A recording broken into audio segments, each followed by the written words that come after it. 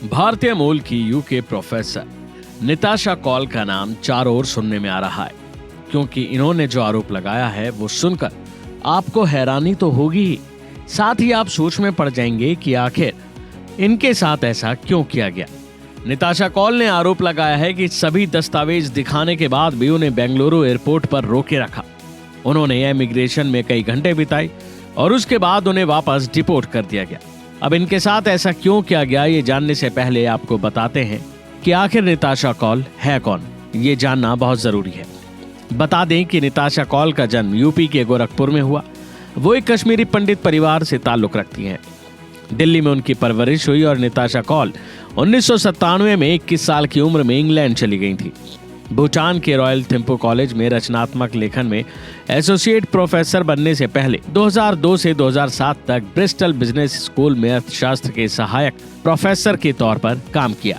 वह वेस्टमिंस्टर विश्वविद्यालय में राजनीति और अंतर्राष्ट्रीय संबंधों में एसोसिएट प्रोफेसर हैं और उन्हें प्रोफेसर के नाम से ही जाना जाता है। अब बताते हैं जो आजकल सुर्खियों में चल रहा है। दरअसल भारतीय मूल की प्रोफेसर निताशा कॉल के बेंगलुरु हवाई अड्डे पर पहुंचते ही उन्हें डिटेन किया गया और फिर डिपोर्ट कर दिया गया।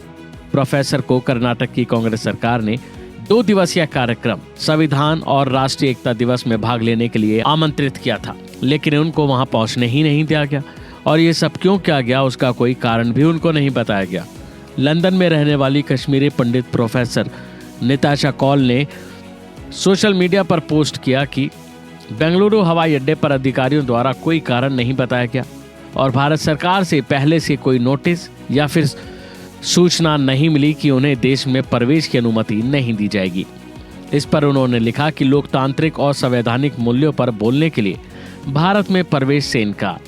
मेरे सभी दस्तावेज वैध और वर्तमान थे। मुझे आप्रवासन ने कहा कि हम कुछ नहीं कर सकते, दिल्ली से आदेश है।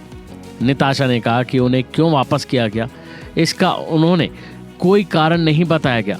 इसके साथ ही उन्होंने ये भी लिखा कि मेरी यात्रा, रहने और रुकने की सारी व्यवस्था कर्नाटक सरकार ने की थी।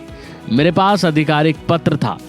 दिल्ली आने से पहले कोई नोटिस या फिर जानकारी नहीं मिली थी कि मुझे प्रवेश करने की अनुमति नहीं दी जाएगी।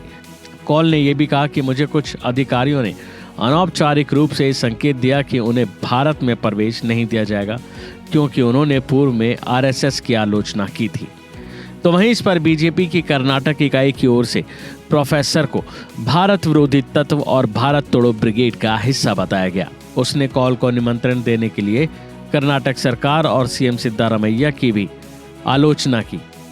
बीजेपी ने कॉल को पाकिस्तानी समर्थक बताते हुए एक्स पर उनके कुछ लेखों के शीर्षक भी पोस्ट किए।